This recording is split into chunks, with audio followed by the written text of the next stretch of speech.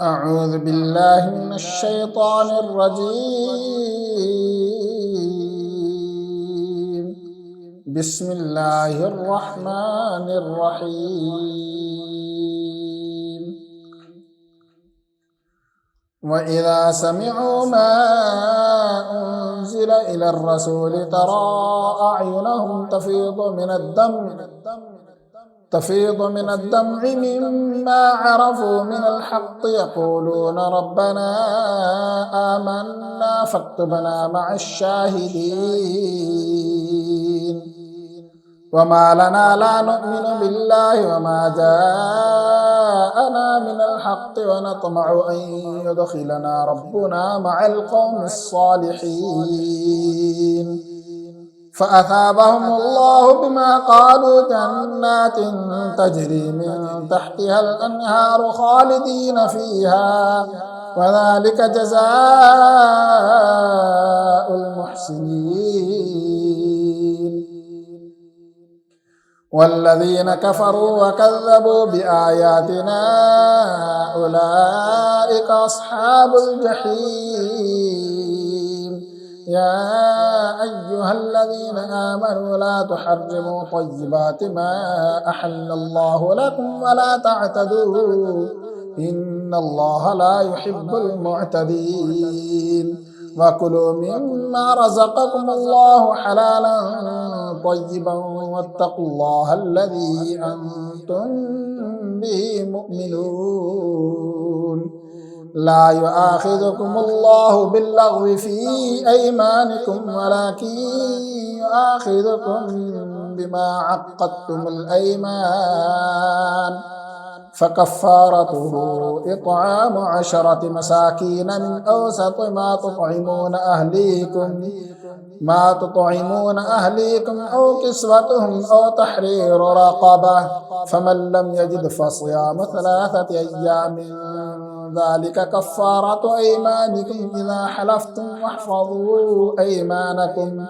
كذلك يبين الله لكم آياته لعلكم تشكرون. يا أيها الذين آمنوا إنما الخمر والميسر والأنصاب والأزلام رجس من عمل الشيطان فاجتنبوه لعلكم تفلحون. إنما يريد الشيطان أن يوقع بينكم العداوة والبغضاء في الخمر والميسر ويصدكم عن ذكر الله وعن الصلاة فهل أنتم منتهون. وأطيعوا الله وأطيعوا الرسول واحذروا فإن توليتم فاعلموا أنما على رسولنا البلاغ المبين. ليس على الذين آمنوا وعملوا الصالحات جناح فيما طعموا إذا ما اتقوا وآمنوا وعملوا الصالحات ثم اتقوا وأحسنوا والله يحب المحسنين. يا أيها الذين آمنوا ليبلونكم الله بشيء من الصيد تناله أيديكم ورماحكم ليعلم الله من يخافه بالغيب فمن اعتدى بعد ذلك فله عذاب أليم. يا أيها الذين آمنوا لا تقتلوا الصيد وأنتم حرم ومن قتله منكم متعمدا فجزاء مثل ما قتل من النعم يحكم به ذوى عدل منكم هديا بالغ الكعبة أو كفارة طعام مساكين أو عدل ذلك صياما ليذوق وبال أمره عفى الله عما سلف ومن عاد فينتقم الله منه والله عزيز ذو انتقام. أحل لكم صيد البحر وطعامه متاعا لكم وللسيارة وحرم عليكم صيد البر ما دمتم حرما واتقوا الله الذي إليه تحشرون. جعل الله الكعبة البيت الحرام قياما للناس والشهر الحرام والهدي والقلائد ذلك لتعلموا أن الله يعلم ما في السماوات وما في الأرض وأن الله بكل شيء عليم. اعلموا أن الله شديد العقاب وأن الله غفور رحيم. ما على الرسول إلا البلاغ والله يعلم ما تبدون وما تكتمون. قل لا يستوي الخبيث والطيب ولو أعجبك كثرة الخبيث فاتقوا الله يا أولي الألباب لعلكم تفلحون. يا أيها الذين آمنوا لا تسألوا عن أشياء إن تبد لكم تسؤكم وإن تسألوا عنها حين ينزل القرآن تبد لكم عفى الله عنها والله غفور حليم. قد سألها قوم من قبلكم ثم أصبحوا بها كافرين. ما جعل الله من بحيرة ولا سائبة ولا وصيلة ولا حام ولكن الذين كفروا يفترون على الله الكذب وأكثرهم لا يعقلون.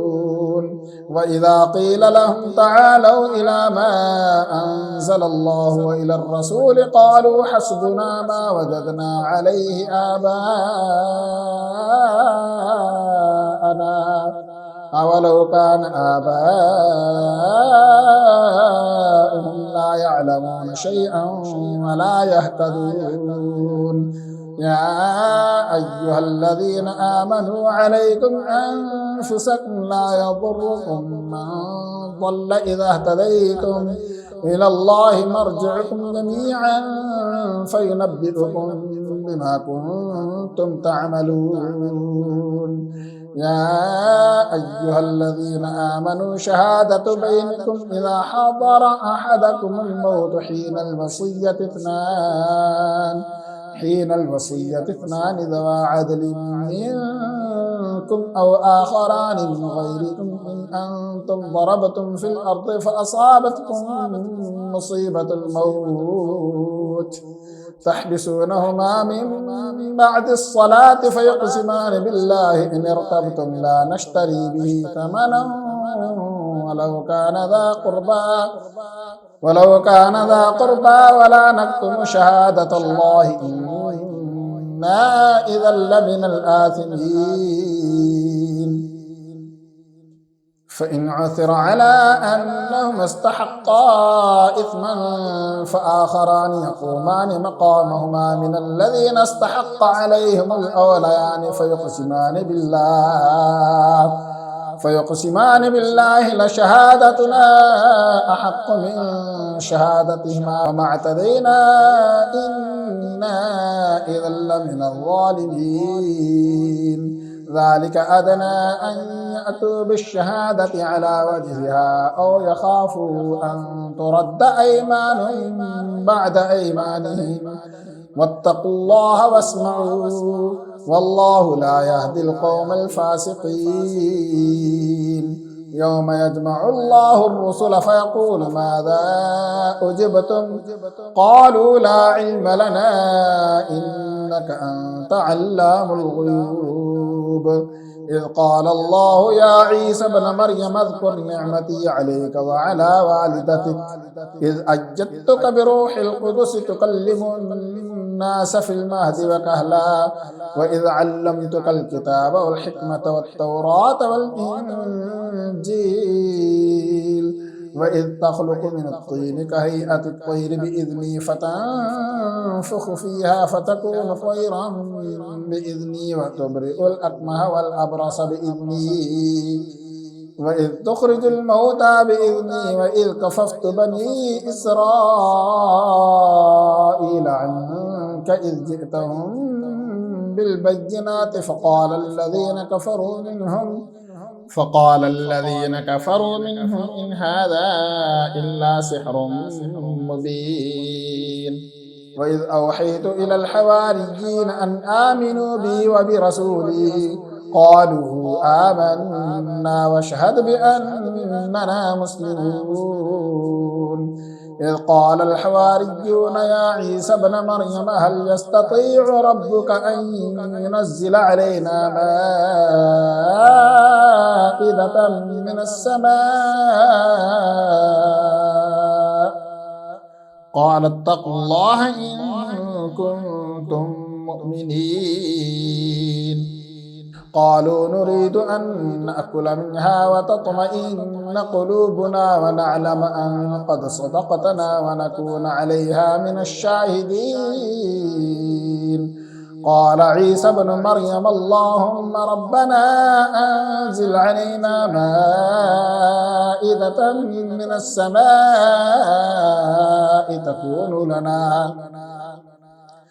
تكون لنا عيدا لأولنا وآخرنا وآية منك وارزقنا وأنت خير الرازقين. قال الله إني منزلها عليكم فمن يكفر بعد منكم فإني أعذبه عذابا لا أعذبه أحدا من العالمين.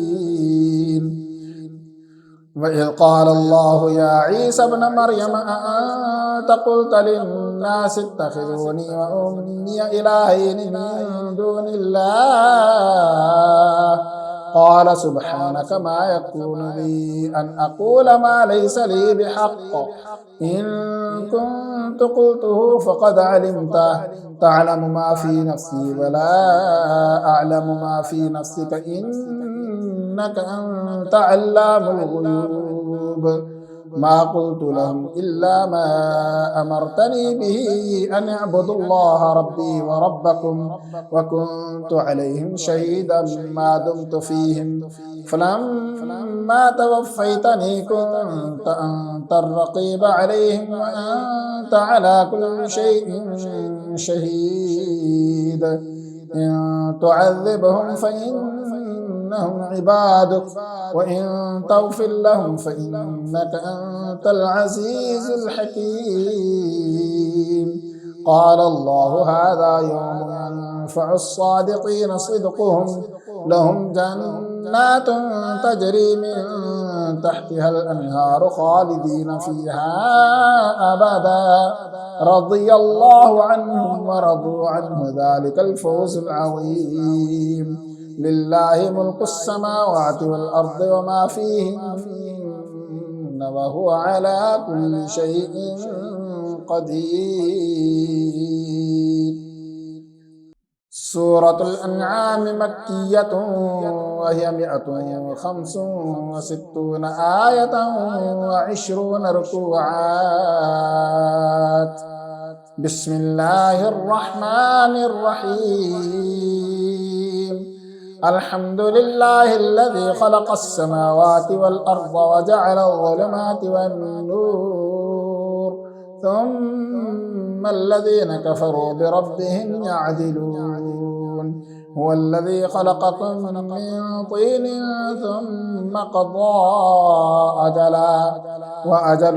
مسمى عنده ثم أنتم تمترون. وهو الله في السماوات وفي الأرض يعلم سركم وجهركم ويعلم ما تكسبون.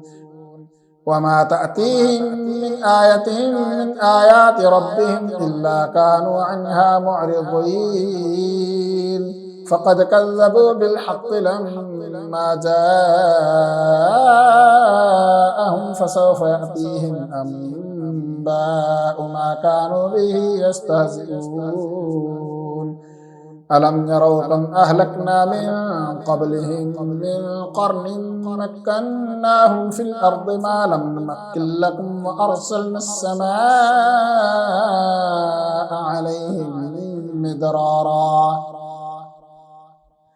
عليهم مدرارا وجعلنا الأنهار تجري من تحتهم فأهلكناهم بذنوبهم وأنشأنا من بعدهم قرنا آخرين ولو نزلنا عليك كتابا في قرطاس فلمسوه بأيديهم لقال الذين كفروا إن هذا إلا سحر مبين وقالوا لولا أنزل عليه ملك ولو أنزلنا ملكا لقضي الأمر ثم لا ينظرون ولو جعلناه ملكا لجعلناه رجلا وللبسنا عليهم ما يلبسون ولقد استهزئ برسل من قبلك فحاق بالذين سخروا منهم ما كانوا به يستهزئون قل سيروا في الأرض ثم انظروا كيف كان عاقبة المكذبين قل لمن ما في السماوات والأرض قل لله كتب على نفسه الرحمة ليجمعنكم إلى يوم القيامة لا ريب فيه الذين خسروا أنفسهم فهم لا يؤمنون وله ما سكن في الليل والنهار وهو السميع العليم قل أغير الله أتخذ وليا فاطر السماوات والأرض وهو يطعم ولا يطعم قل إني أمرت أن أكون أول من أسلم ولا تكونن من المشركين قل إني أخاف إن عصيت ربي عذاب يوم عظيم من يصرف عنه يومئذ فقد رحمه وذلك الفوز المبين وإن يمسسك الله بضر فلا كاشف له إلا هو وإن يمسسك بخير فهو على كل شيء قدير وهو القاهر فوق عباده وهو الحكيم الخبير قل أي شيء أكبر شهادة قل الله شهيد بيني وبينكم وأوحي إلي هذا القرآن لأنذركم به ومن بلغ أئنكم لتشهدون أن مع الله آلهة أخرى قل لا أشهد قل إنما هو إله واحد وإنني بريء مما تشركون الذين آتيناهم الكتاب يعرفونه كما يعرفون أبناءهم الذين خسروا أنفسهم فهم لا يؤمنون ومن أظلم ممن افترى على الله كذبا أو كذب بآياته إنه لا يفلح الظالمون ويوم نحشرهم جميعا ثم نقول للذين أشركوا أين شركاؤكم الذين كنتم تزعمون ثم لم تكن فتنتهم إلا أن قالوا والله ربنا ما كنا مشركين انظر كيف كذبوا على أنفسهم وضل عنهم ما كانوا يفترون ومنهم من يستمع إليك وجعلنا على قلوبهم أكنة أن يفقهوه وفي آذانهم وقرا وإن يروا كل آية لا يؤمنوا بها حتى إذا جاءوك يجادلونك يقول الذين كفروا إن هذا إلا أساطير الأولين وهم ينهون عنه وينأون عنه وإن يهلكون إلا أنفسهم وما يشعرون ولو ترى إذ وقفوا على النار فقالوا يا ليتنا نرد ولا نكذب بآيات ربنا ونكون من المؤمنين بل بدا لهم ما كانوا يخفون من قبل ولو ردوا لعادوا لما نهوا عنه وإنهم لكاذبون وقالوا إن هي إلا حياتنا الدنيا وما نحن بمبعوثين ولو ترى إذ وقفوا على ربهم قال أليس هذا بالحق قالوا بلى وربنا قال فذوقوا العذاب بما كنتم تكفرون قد خسر الذين كذبوا بلقاء الله حتى إذا جاءتهم الساعة بغتة قالوا يا حسرتنا على ما فرطنا فيها وهم يحملون أوزارهم على ظهورهم ألا ساء ما يزرون وما الحياة الدنيا إلا لعب ولهو وللدار الآخرة خير للذين يتقون أفلا تعقلون قد نعلم إنه ليحزنك الذين يقولون فإنهم لا يكذبونك ولكن الظالمين بآيات الله يجحدون ولقد كذبت رسل من قبلك فصبروا على ما كذبوا وأوذوا حتى أتاهم نصرنا ولا مبدل لكلمات الله ولقد جاءك من نبأ المرسلين وإن كان كبر عليك إعراضهم فإن استطعت أن تبتغي نفقا في الأرض أو سلما في السماء فتأتيهم بآية ولو شاء الله لجمعهم على الهدى فلا تكونن من الجاهلين إنما يستجيب الذين يسمعون والموتى يبعثهم الله ثم إليه يرجعون وقالوا لولا نزل عليه آية من ربه قل إن الله قادر على أن ينزل آية ولكن أكثرهم لا يعلمون وما من دابة في الأرض ولا طائر يطير بجناحيه إلا أمم أمثالكم ما فرطنا في الكتاب من شيء ثم إلى ربهم يحشرون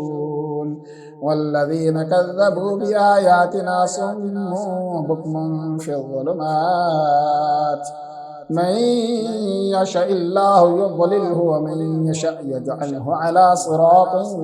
مستقيم قل أرأيتكم إن أتاكم عذاب الله أو أتتكم الساعة أغير الله تدعون إن كنتم صادقين بل إياه تدعون فيكشف ما تدعون إليه إن شاء وتنسون ما تشركون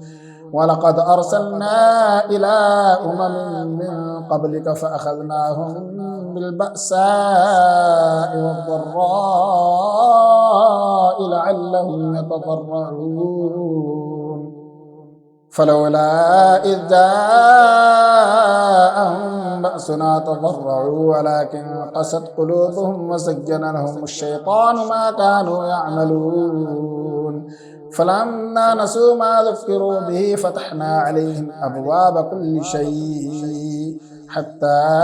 إذا فرحوا بما أوتوا أخذناهم بغتة فإذا هم مبلسون فقطع دابر القوم الذين ظلموا والحمد لله رب العالمين قل أرأيتم إن أخذ الله سمعكم وأبصاركم وختم على قلوبكم من إله غير الله يأتيكم به انظر كيف نصرف الآيات ثم هم يصدفون قل أرأيتكم إن أتاكم عذاب الله بغتة أو جهرة هل يهلك إلا القوم الظالمون وما نرسل المرسلين إلا مبشرين ومنذرين فمن آمن وأصلح فلا خوف عليهم ولا هم يحزنون والذين كذبوا بآياتنا يمسهم العذاب بما كانوا يفسقون قل لا أقول لكم عندي خزائن الله ولا أعلم الغيب ولا أقول لكم إني ملك إن أتبع إلا ما يوحى إلي قل هل يستوي الأعمى والبصير أفلا تتفكرون وأنذر به الذين يخافون أن يحشروا إلى ربهم ليس لهم من دونه ولي ولا شفيع لعلهم يتقون ولا تطرد الذين يدعون ربهم بالغداة والعشي يريدون وجهه ما عليك من حسابهم من شيء وما من حسابك عليهم من شيء فتطردهم فتكون من الظالمين وكذلك فتنا بعضهم ببعض ليقولوا أهؤلاء من الله عليهم من بيننا أليس الله بأعلم بالشاكرين وإذا جاءك الذين يؤمنون بآياتنا فقل سلام عليكم كتب ربكم على نفسه الرحمة أنه من عمل منكم سوءا بجهالة ثم تاب من بعده وأصلح فأنه غفور رحيم وكذلك نفصل الآيات ولتستبين سبيل المجرمين قل إني نهيت أن أعبد الذين تدعون من دون الله قل لا أتبع أهواءكم قد ضللت إذا وما أنا من المهتدين قل إني على بينة من ربي وكذبتم به ما عندي ما تستعجلون به إن الحكم إلا لله يقص الحق وهو خير الفاصلين قل لو أن عندي ما تستعجلون به لقضي الأمر بيني وبينكم والله أعلم بالظالمين وعنده مفاتح الغيب لا يعلمها إلا هو ويعلم ما في البر والبحر وما تسقط من ورقة إلا يعلمها ولا حبة في ظلمات الأرض ولا رطب ولا يابس إلا في كتاب مبين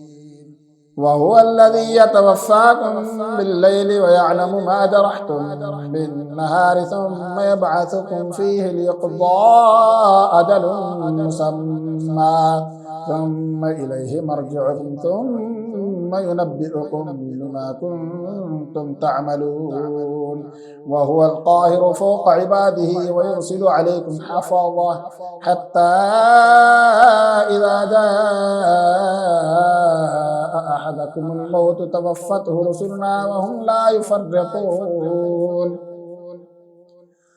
ثم ردوا إلى الله مولاهم الحق ألا له الحكم وهو أسرع الحاسبين قل من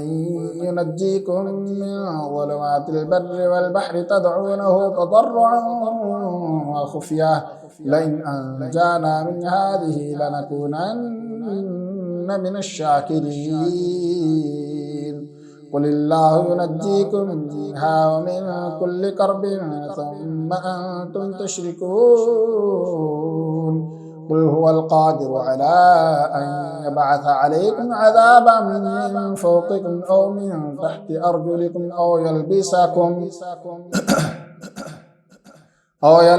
شيعا ويذيق بعضكم بأس بعض انظر كيف نصرف الآيات لعلهم يفقهون وكذب به قومك وهو الحق قل لست عليكم بوكيل لكل نبأ مستقر وسوف تعلمون وإذا رأيت الذين يخوضون في آياتنا فأعرض عنهم حتى يخوضوا في حديث غيره وإما ينسينك الشيطان فلا تقعد بعد الذكرى مع القوم الظالمين وما على الذين يتقون من حسابهم من شيء ولكن ذكرى لعلهم يتقون وذر الذين اتخذوا دينهم لعبا ولهوا وغرتهم الحياة الدنيا وذكر به أن تبسل نفس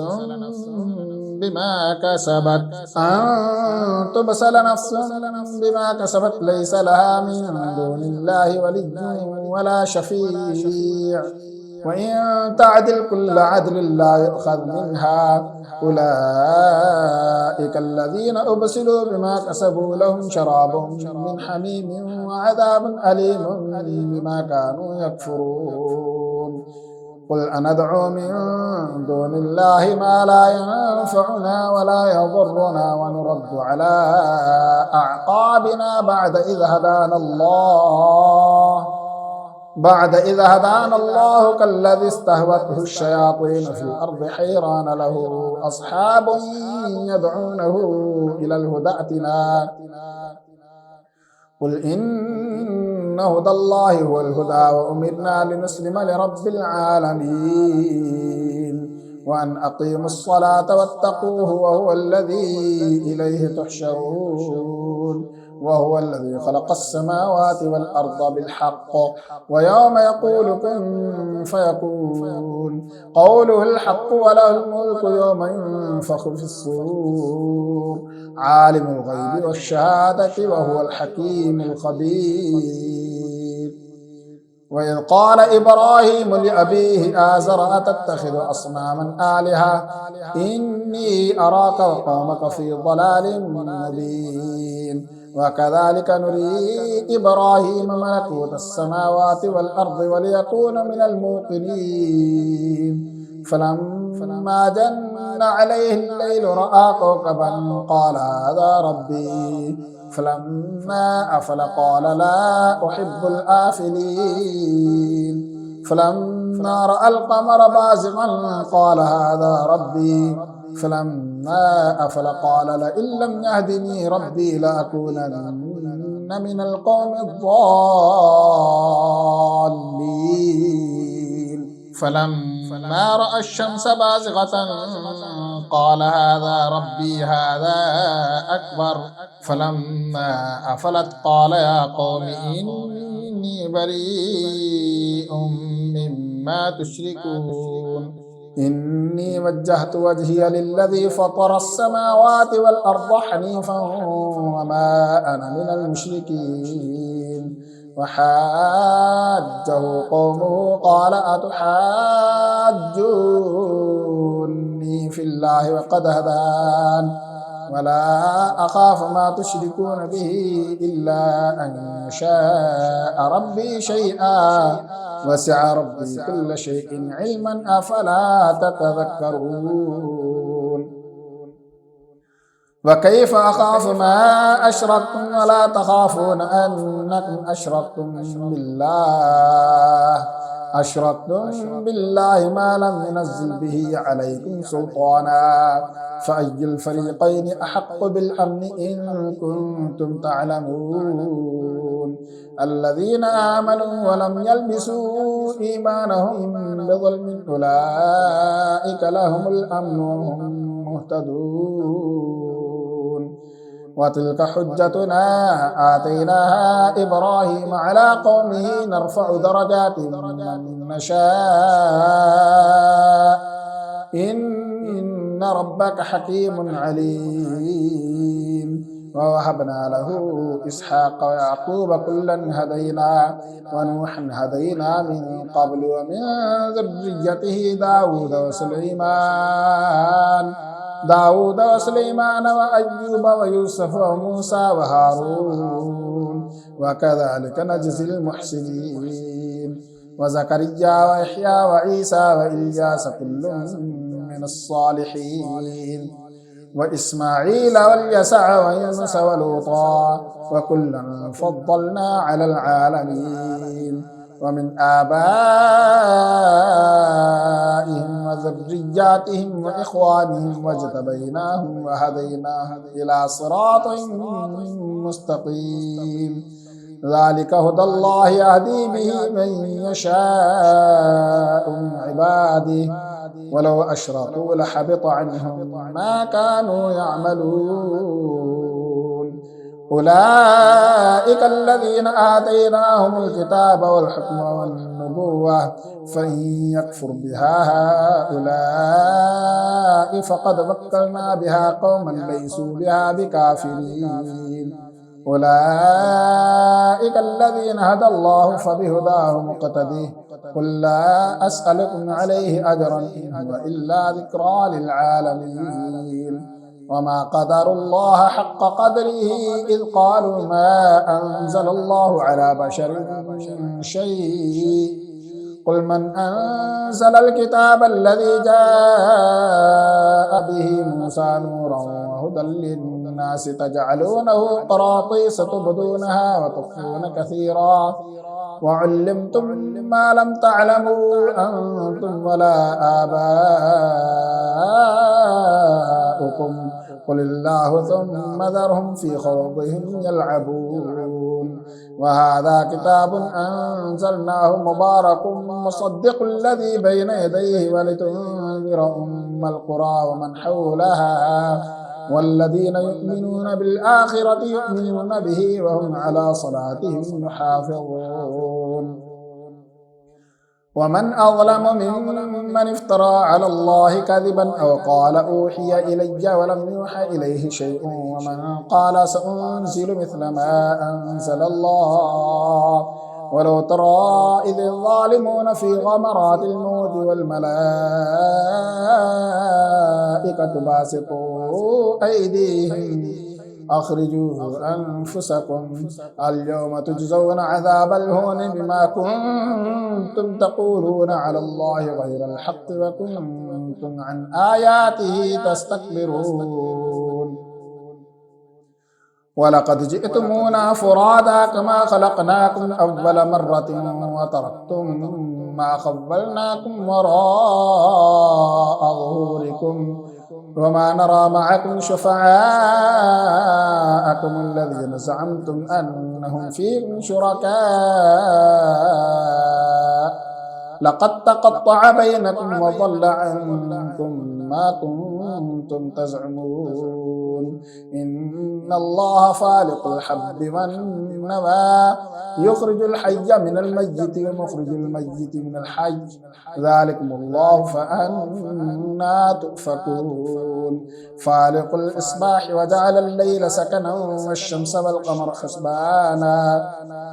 ذلك تقدير العزيز العليم وهو الذي جعل لكم النجوم لتهتدوا بها في ظلمات البر والبحر قد فصلنا الآيات لقوم يعلمون وهو الذي أنشأكم من نفس واحدة فمستقر ومستودع قد فصلنا الآيات لقوم يفقهون وهو الذي أنزل من السماء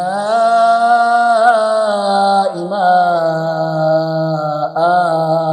فأخرجنا به نبات كل شيء فأخرجنا منه خضرا نخرج منه حبا متراكبا ومن النخل من طلعها قنوان دانية وجنات من أعناب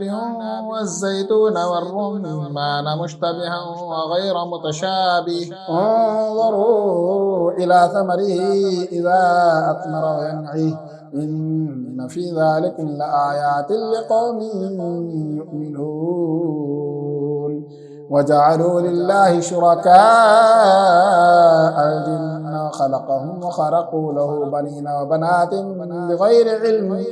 سبحانه وتعالى عما يصفون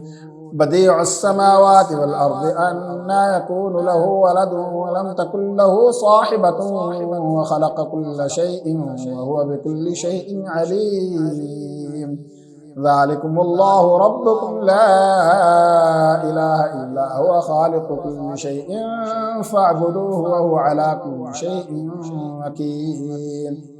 لا تدركه الأبصار وهو يدرك الأبصار وهو اللطيف الخبير